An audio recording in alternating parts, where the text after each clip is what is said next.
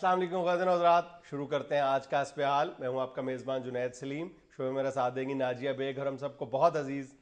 अस्सलाम वालेकुम नादरीन। अस्सलाम वालेकुम नादरीन, इस सर्दी की शदीद लहर में चाय ही एक ऐसी खुश नसीब साथी है जो आपको थोड़ी सी मुस्कुराहट मुहैया करती है। वरना जितनी सर्दी हो चुकी है, आप जब रजाई में घुसते हैं तो ऐसे लगता है कि रजाई के अंदर कोई तरौका लगा गया हुआ है। बिस्तरा बकायदा गिल्ला महसूस होता है, इतनी ठंड है। और जब आप पलसेटे पुलसूटे मार के अपनी थोड़ी सी दांतों की मशीनरी ऑन करके रजाई को गर्म करते हैं तो वड्डी फूफो पिंड से आ जाती है और वो कहती है कि पुत्री जरा परली मंजी ते हो जा, और आपकी वो गर्म रजाई में वड्डी फूफो घुस जाती है। तो उस वक्त आपको महसूस होता है कि चाय कितनी अच्छी चीज है। मगर इस शदीद सर्दी को बैलेंस करने के लिए चाय पकाने के वास्ते जब बंदा गैस वाला चूल्हा ऑन करता है तो वो आगे से चूल्हा हंसना शुरू कर देता है, गैस नहीं आ रही होती। ये की गवर्नमेंट से अल्तमास है कि अल्लाह के वास्ते इतनी गैस जरूर दे दिया करे जिससे ये की चाय पक जाए। आपकी बड़ी मेहरबानी। अल आरई मिस्टर अयी, मकान नंबर 13 हंसोना। चाय तुम्हारी जिंदगी का सबसे बड़ा दुख है। नहीं, वैसे तो पकौड़े भी हैं, मगर ये है कि ये जो चाय है ये मेरी जिंदगी का दुख भी है और सुख भी यही है। क्योंकि दुखी मुझे यही करती है जब मुझे मिलती नहीं, और सुखी भी मुझे यही करती है जब मैं चाय पी लेता हूँ और सुकून में हो जाता हूँ। यार वैसे ये जो चाय है पाज जुनैद, ये इसकी हमने कोई ज्यादा आदत ही नहीं डाल दी हुई। बहुत ज्यादा। हाय हाय, ये तो हमारे कल्चर का हिस्सा ही बन गई हुई है। हालांकि हमारे कल्चर से इसका दूर दूर तक कोई ताल्लुक नहीं है, लेकिन जी अब तो नेड़े नेड़े तक ताल्लुक है।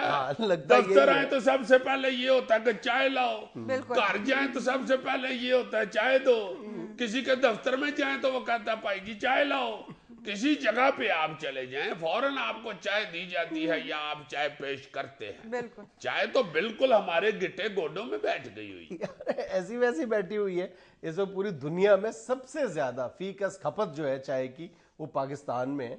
ईमान से मैं ये समझता था कि हिंदुस्तान पाकिस्तान से आगे है इस मामले में, लेकिन इस मामले में पाकिस्तान हिंदुस्तान से भी आगे है। नंबर 1 मुल्क है पाकिस्तान। हाय हाय हाय, अब तो लोगों ने चाय के तवीज कराने शुरू कर दिए हुए। वो एक तवीज वाली चाय नहीं होती जो इसमें डबो के पीते। Tea bag. हाँ जी हाँ। दुनिया भर में एक शख्स औसतन सालाना 1.25 किलो यानी 750 ग्राम चाय इस्तेमाल करता है, और पाकिस्तान में ये मिकदार 1 किलो है जनाब। यानी हम 250 ग्राम बाकी दुनिया से आगे हैं। और पाकिस्तान सालाना 25 अरब रुपए चाय की इंपोर्ट पे खर्च करता है। 1.5 लाख मीट्रिक टन चाय इंपोर्ट करता है पाकिस्तान। बल्ले बल्ले बल्ले बल्ले, वाह वाह वाह वाह वाह। इतने पैसे को बिजली गैस पे खर्च हुए होते तो इंडस्ट्री तरक्की करती। अच्छा सर, ये चाय जो है ये नशा है या चस्का है? आप सर को देख के नहीं अंदाजा लगाती कि नशा है। 47 का पितर पीता है। ये जो रेशो बता रहा है ना 1000 ग्राम पर बंदा, इसमें से 500 ग्राम सारे मुल्क की चाय यही पीता है। यार सीधी बात है, चाय है तो एडिक्शन ही है ना, कोई तस्लीम करे या ना करे, लेकिन चाय नशा है। लेकिन कहा यह जाता है कि जब कमोबेश 5000 साल पहले, ये ज्यादा रिवायतें यही हैं कि चीन वो खित्ता है जहां से चाय की इब्तदा हुई थी। और एक बहुत मशहूर रिवायत भी है कि चीन का जो एक लेजेंडरी एम्परर था शिनोंग, और ये शिनोंग वो चीनी शहनशाह है जिससे बहुत सारी जो है अद्वियात और जो इजादात है वो मंसूब की जाती हैं। और शिनोंग का दौर ही था जब उसने अपनी कौम से कहा कि पानी उबाल के इस्तेमाल किया करो। वो तो आज भी उबाल के सुना है पीछे। हाँ, और उस वक्त कहा यह जाता है कि इसी तरह खुले बर्तन में पानी उबला हुआ पड़ा था तो किसी दरख्त से चंद पत्तियां जो है वो उड़ के उस पानी में गिर गई, और शिनोंग ने जब वो गर्म पानी पिया तो उसको उसकी लज्जत महसूस हुई बड़ी जबरदस्त, और उसने फिर इसके फायदे गिनवाने शुरू कर दिए। तो शुरू में ये सिर्फ जिस्म में चुस्ती और फुर्ती पैदा करने के लिए दवा के तौर पर इस्तेमाल की जाती थी। फिर कहा यह जाता है कि कुबलाई खान जो मंगोलिया का एम्परर है, उसने इसमें चीनी और दूध का इस्तेमाल करना शुरू किया था। अच्छा, ये फिर चीन की तरफ से अंग्रेजों की तरफ गई है। हम तो कहते हैं कि ये अंग्रेजों का मशरूब है। हाँ, और अंग्रेजों से फिर हम तक पहुंची। आमतौर पर यही कहा जाता है कि चाय ईस्ट इंडिया कंपनी का तोहफा है बर्रे सगीर को, लेकिन बहरहाल रिसर्च ये बताती है कि उससे खासा अरसा पहले चाय बरे सगीर में दाखिल हो चुकी थी, लेकिन दवाई के तौर पर इस्तेमाल होती थी। ये दूध और चीनी के साथ जो चाय है ये ईस्ट इंडिया कंपनी ने मुतारिफ कर। यार ये ईस्ट इंडिया कंपनी ही लेके आई होगी चाय। उससे पहले चाय होती तो मुगल बादशाह भी पीते, और अगर मुगल बादशाह पीते होते तो मुगल आजम फिल्म में जरूर दिलीप कुमार कहते, शेखू 1.5 सेट चाय लेके आओ, तुर्की के बादशाह तशरीफ लाए, जल्दी आओ, पति तेज ते मिठा कट जेड़ी मारे दिल ते सट। सुन रहे हो, पति भी तेज ते दूध भी तेज ते आमी भी तेज। अनारकली भी जरूर कहती, जिले इलाही मैंने 2 गाने डांस कर लिया है, 1 कप चाय पी लूं। आगे से मुगल आजम कहता, नहीं और नाचो, फिर बड़ा मग्गा मिलेगा। अच्छा सर, बहुत अरसे तक ये भी समझा जाता रहा है कि ये सिर्फ मुल्क के अंदर जितने भी मॉडर्न इलाके हैं, ये मॉडर्न लोग हैं, सिर्फ चाय वही पीते हैं, उन्हीं का मशरूब है, मतलब आम नहीं थी इस तरह। हाँ, यही लोग कहते थे कि बाउ टाइप जो लोग हैं ना कराची में रहने वाले या लाहौर के जो चंद मॉडर्न लोग हैं, सिर्फ पढ़े लिखे लोग ही चाय शाय पीते हैं। मॉडर्न लोग अनपढ़ बेचारे नहीं पीते। वो एक वाकया मशहूर है ना, एक ट्रेन जा रही थी, उसमें एक खातून बैठी हुई थी जिसका पर्स नीचे गिर गया ट्रेन के। अच्छा। वो बेचारी रोना पीटना शुरू हो गई। पास एक बाउ टाइप स्लिम सा स्मार्ट सा बंदा बैठा हुआ था, चाय पीने वाला। अच्छा। उसने उठ के जंजीर खींची। उसने कहा फिक्र ना करो, अभी ट्रेन रुकती है। जंजीर बड़ी जोर जोर से खींची, वो नहीं खींची गई, ट्रेन रुकी ना। परे बैठा हुआ था कि लस्सी पीने वाला पहलवान, उसने उठ के जोर से जंजीर खींची तो गड्डी रुक गई। वो बाउ टैप आदमी को तंजिया कहते आज तुम चाय ना पीते, लस्सियां पीते तो ट्रेन रोक लेते। इतनी अभी उसने बात की थी, उधर से गार्ड आ गया जो टीटी साथ होता है रेल गड्डी के। उसने आगे कहा किसने खिंची है जंजीर? उसने कहा जी इसने पहलवान ने खिंची है। उसने पकड़ के उसे उस वक्त जो 100-200 जुर्माना होता था वो कर दिया। अच्छा। वो जुर्माना उसको देना पड़ गया पहलवान को। वो फिर पास से बाउटा बंदा कहता है अगर चाय पीते लस्सी ना पीते तो तुम्हें ये 200 ना देना पड़ता। बहरहाल ये तो कोई बहुत पुरानी बात है यार। अब तो तमाम लोग हमारे देहातों में चाय के खोखे नजर आते हैं, पहलवान चाय पीते हैं। बिल्कुल तुम ठीक कह रहे हो। अब तो इतनी चाय पी जाती है, अल्लाह माफी दे। मैंने करी चाय वाला खोखे वाली पतीली देखी है, हाय हाय हाय। उसमें सवेरे सवेरे आके वो चाय के खोखे वाला पत्ती डालता है। वो पत्ती रात तक उस पतीली में तड़फती रहती, उसको वो बाहर नहीं निकालता। उसी में पानी डाल के ऊपर से दूध डाल के ऐसे ऐसे करता रहता है। वो फिर आहिस्ता आहिस्ता पतीली का रंग भी बीच में मिक्स होके चाय काली होती रहती। मार देता है वो पत्ती को, उसको फेंकता नहीं। हाय हाय। अब तो मैंने सुना 15 रुपये का कप हो गया हुआ चाय, और लोग बेचारे पी रहे होते। इतनी चाय, सवेरे नाश्ते में चाय, दफ्तरों में चाय, घरों में चाय, दुकानों पे चाय। वो क्या अब कहना शुरू हो गए हुए हैं कि इंसान की दुश्मन है चाय, और चाय का दुश्मन है रस। क्यों? रस को चाय में डोबे तो सारी चाय तो रस पी जाता है। अब तो रिश्तेदारियों में चाय इन्वॉल्व हो गई हुई है। कोई रिश्ता देखने के लिए आए बच्ची का, तो घर वाले बता रहे होते हैं ये चाय बच्ची ने बनाई है। वो भी आगे से कह रहे होते हैं ओ चाय से तो लगता है बच्ची बहुत सुलझी हुई। अल्लाह, अच्छी चाय बनाने का सुलझी हुई से क्या ताल्लुक है? ये चाय के खोखे वाला कितनी अच्छी चाय बनाता है, वो सुलझा हुआ होता है। ऐसी बदतमीजी वाली वो गुफ्तगू कर रहा होता है। ओए सुंदर ओए दो तक कब लाकर प्यो को जो चाहती है दबाओ लंत क्या जाओ तो पाटे लग गया पाटे अधे कब तू मेरे इंजी को आ छे। नाज़रीन में लेना एक छोटा सा वक्फा, हमारे साथ रहिएगा।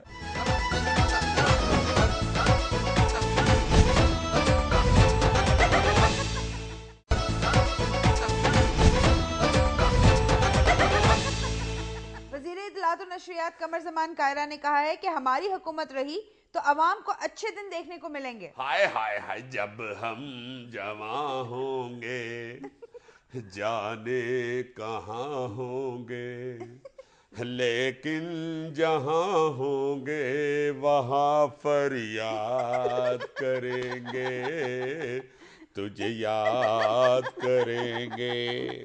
वाह जी वाह कारा साहब, पहले तो आपका बयान सुन के मेरा हल्का सा हंसा निकला है।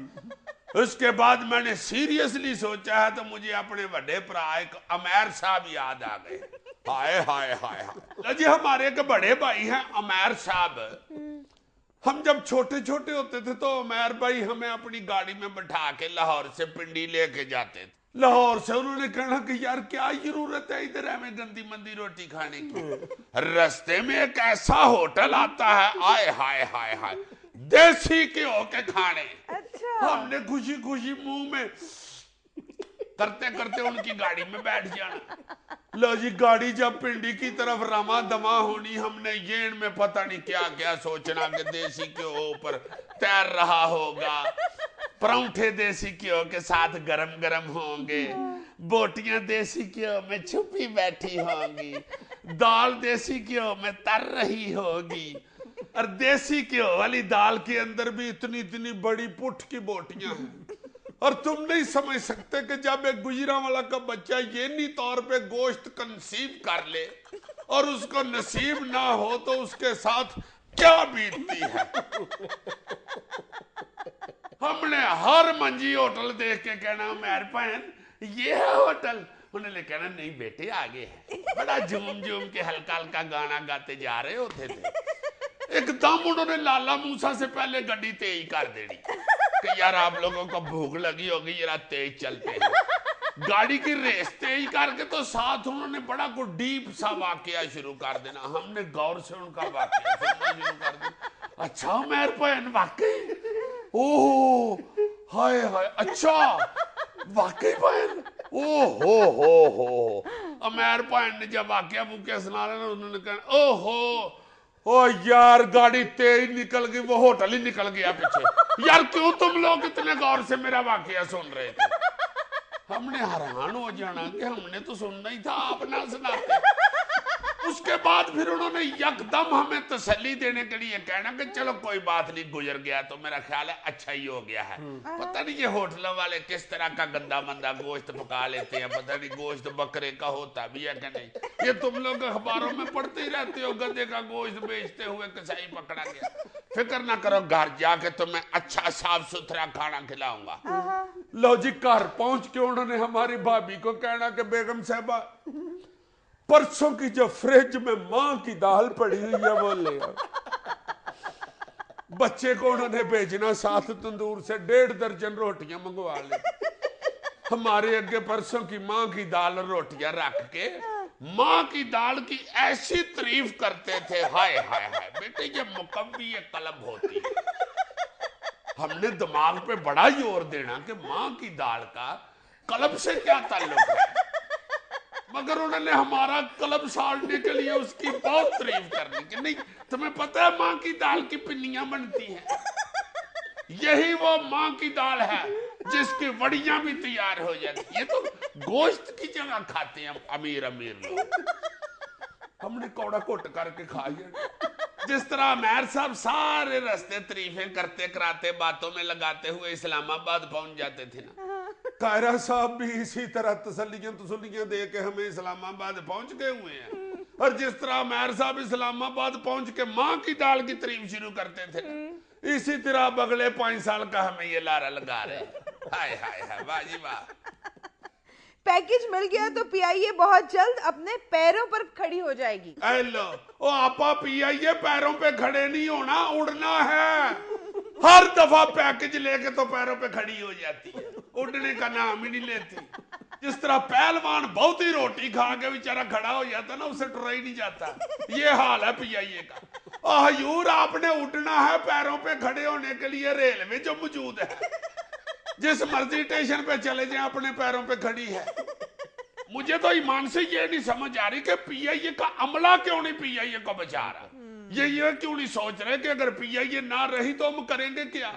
अब तो जहाज उड़ा रहे हैं, फिर घर बह के इन्होंने मक्खी ही उड़ानी है। मक्खी देख के क्या करेंगे। हाय रात, पीआईए की फ्लाइट उड़ने के लिए तैयार है। धम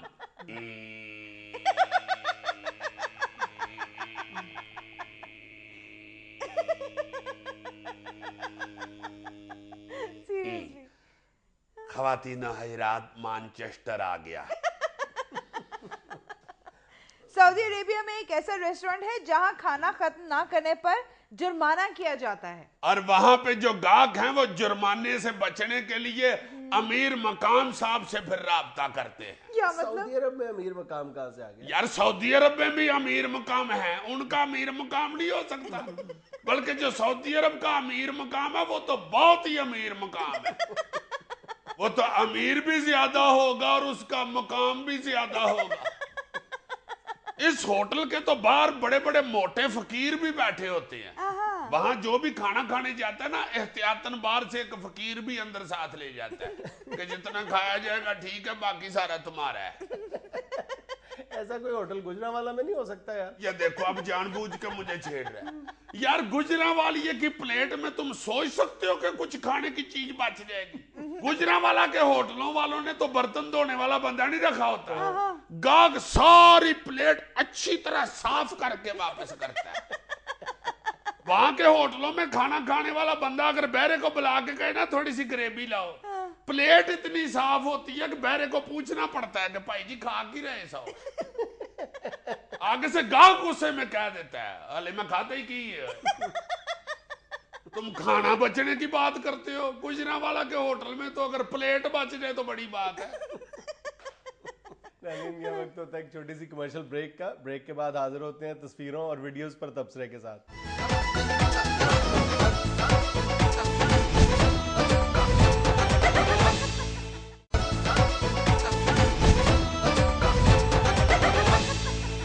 अच्छा अजीजा, मैं हर बार ये सेगमेंट जो है ना अपनी मर्जी से शुरू करती हूँ। आप ये बताएं, आपने पहले वीडियोस देखनी है या तस्वीर देखेंगे? आप मुझे प्लीज अगर पहले एक वीडियो दिखा दें तो मैं एंजॉय करूंगा। अच्छा, आप वाकई एंजॉय करने के मूड में हैं? जी।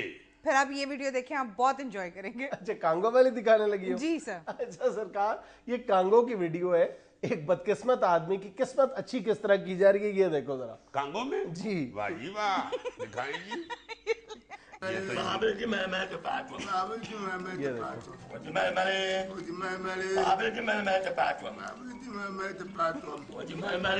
उसको मंत्र पढ़ा रहे हैं।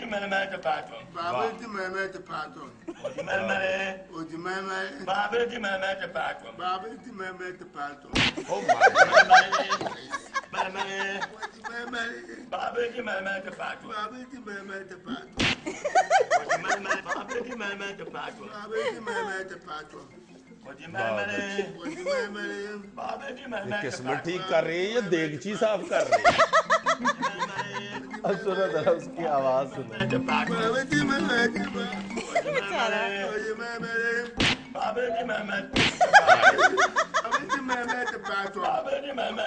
हाय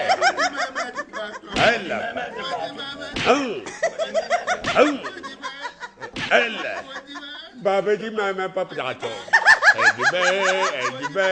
बाबा जी मैं पचाचो बाजे जी मैं पचाचो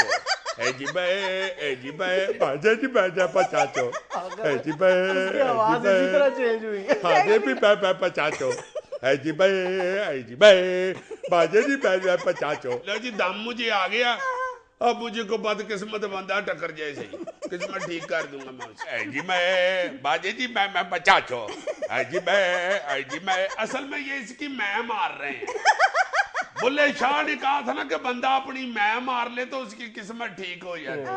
वैसे बुल्ले शाह ने कहा था कि अपनी मैं खुद मारे बंदा, ये तो दूसरे उसकी मैं मार दे। भी मैं पचाचो मैं। अच्छा अजीज साहब, अब एक और इंटरेस्टिंग वीडियो देखें। कमाल वीडियो है आज तो। ये ले। वो देखो बच्चा छोटी बच्ची को वो नाला पार कराने की कोशिश कर रहा है और उसने नहीं किया पार तो वो खुद ही आ गया।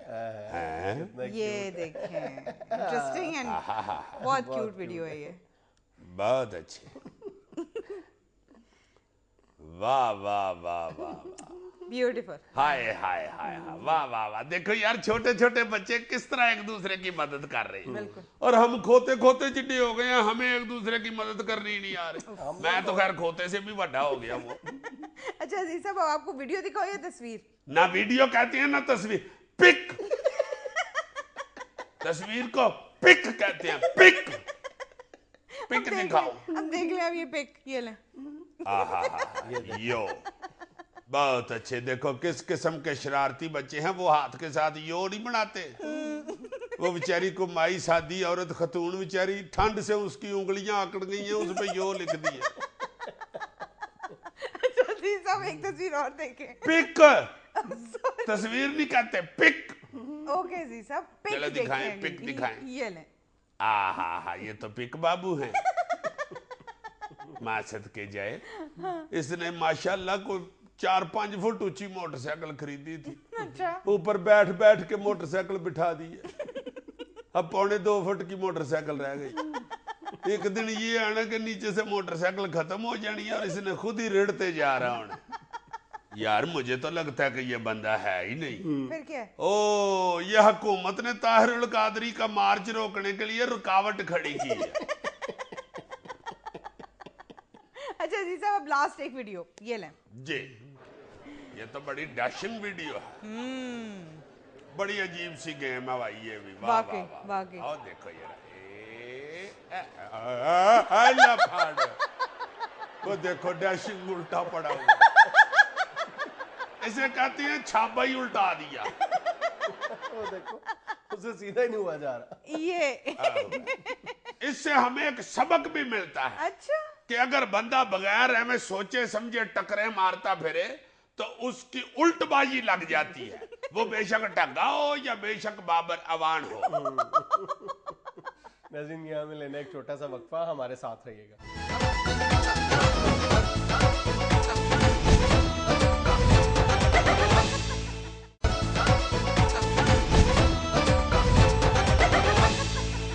यार पाज जुनैद, उस दिन हम डिस्कस कर रहे थे एक प्रोग्राम में कि ये जो रंग सफेद करने वाली क्रीम है ये पूरी दुनिया में बहुत ज्यादा बिकती है, और ये जो काले जहां पे रहते हैं लोग, काले रंगत वाले, उधर ज्यादा बिकती है। हमारे जेहन में ये है कि काले रंगत वाले चिट्टा नहीं होना चाहते, मगर वो भी रंग गोरा करने वाली क्रीमें इस्तेमाल करते हैं। हमने एक अफ्रीकी खातून मौसीकार का भी जिक्र किया था जिसने ये कहा था कि उसने हजारों पाउंड रंग गोरा करने के लिए इसलिए नहीं खर्च किए कि वो सिर्फ गोरा होना चाहती थी, बल्कि इसलिए खर्च किए कि वो इज्जत कमाना चाहती थी, क्योंकि उसका ख्याल ये था कि रंग गोरा होने से ही इस माशरे में इज्जत होती है।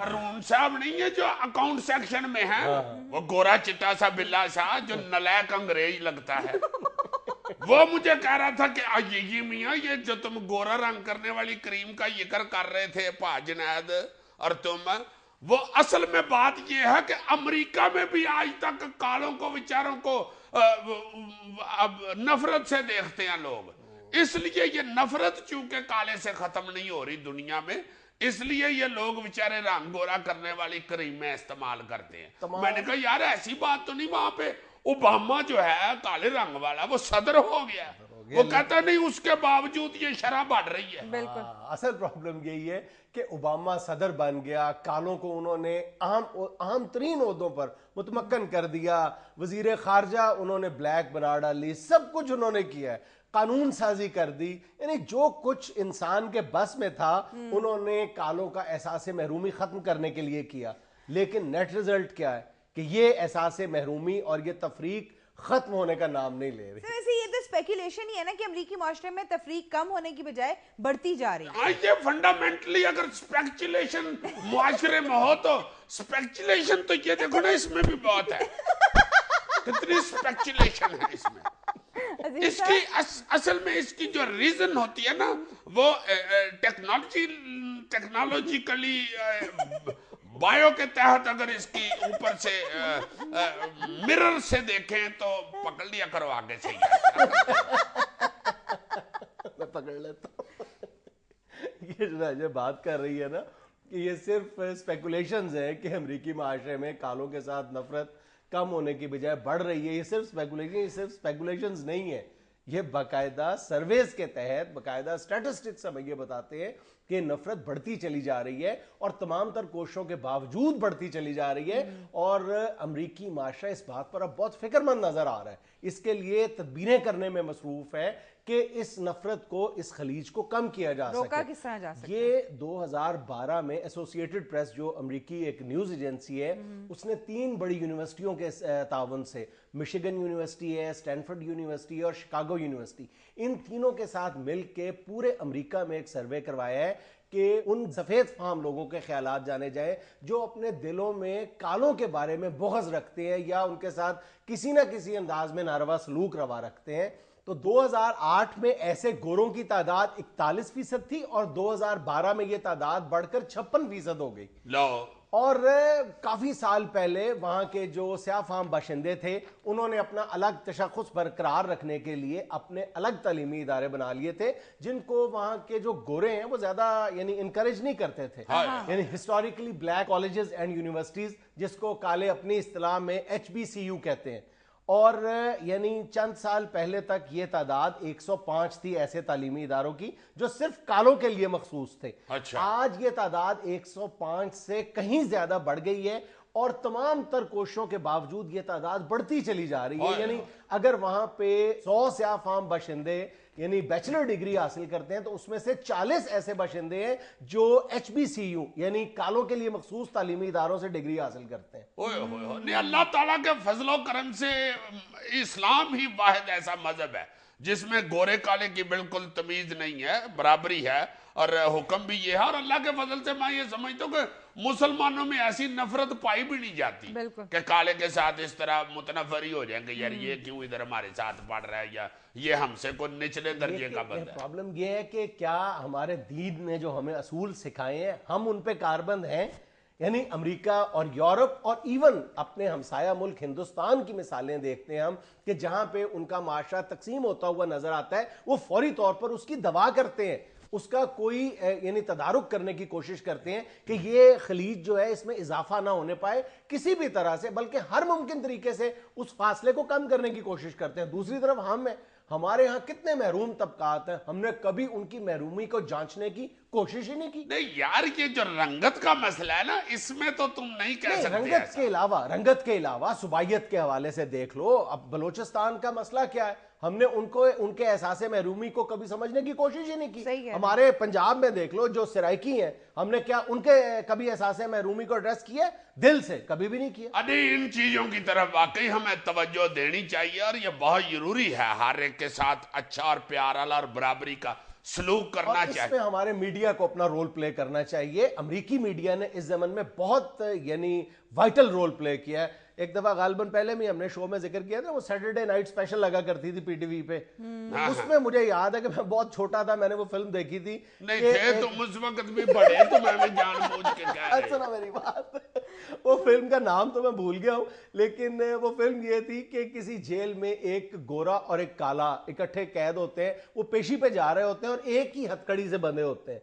तो वो फिर प्रिजन वैन जो उलट जाती है और दोनों दौड़ जाते हैं, फरार होने में कामयाब हो जाते हैं और वो दोनों एक दूसरे से शदीद नफरत करते हैं। लेकिन ये देखते हैं कि एक ही हथकड़ी से बंधे होते हैं, शुरू में वो एक दूसरे को बहुत मारते हैं, अल्टीमेटली वो सेटल कर जाते हैं इस बात पे, यानी कनात कर लेते हैं कि हमारे पास इसके अलावा ऑप्शन ही कोई नहीं है कि हमने इकट्ठे रहना है और इस एक हथकड़ी में बंधे रहना है, इसलिए वो एक दूसरे के वजूद को तस्लीम कर लेते हैं। चलो अब तुम भी ये मान लो कि जब तुमने ये फिल्म देखी थी उस वक्त भी तुम एक बुजुर्ग आदमी थे, छोटे नहीं थे, वैसे ही जमीन पे बैठ के देख रहे थे इसलिए छोटे लग रहे। यहाँ में लेना एक छोटा सा वक्फा, हमारे साथ रहिएगा।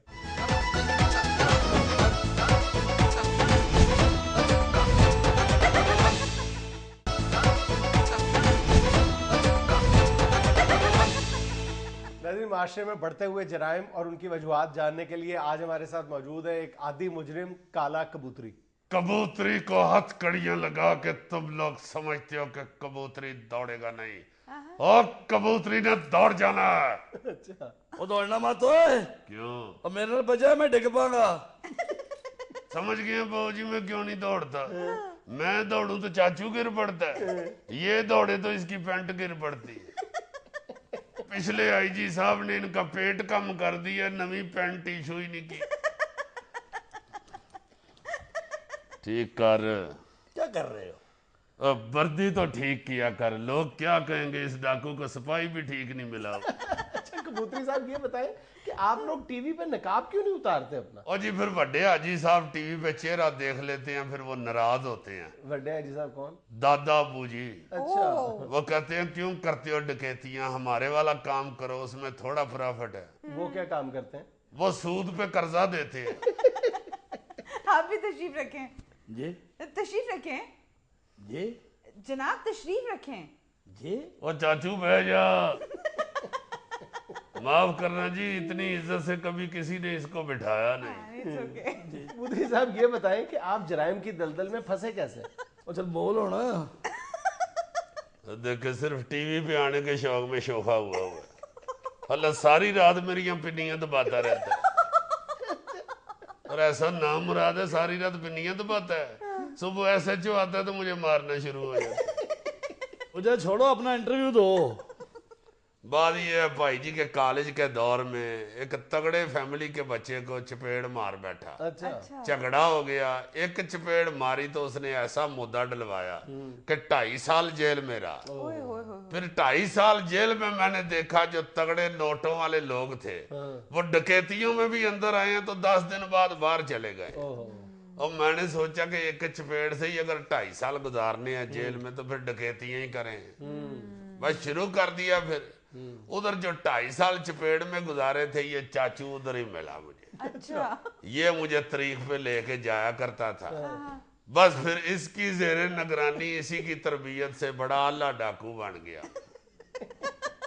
ये क्या बकवास कर रहे हो? और मेरा मतलब है जी कि चाचू मुझे डाकुओं के किस्से इबरत के लिए सुनाता था, मैं तरबियत के लिए सुनता था। बस फिर आहिस्ता आहिस्ता एक लोकल MPA ने मेरा हाथ भी पकड़ लिया। अच्छा। फिर काम मेरा सीधा हो गया। बस फिर भाई जी कानून लपेट के मैंने जेब में रख लिया और चाचू को अपने ग्रुप में रख लिया।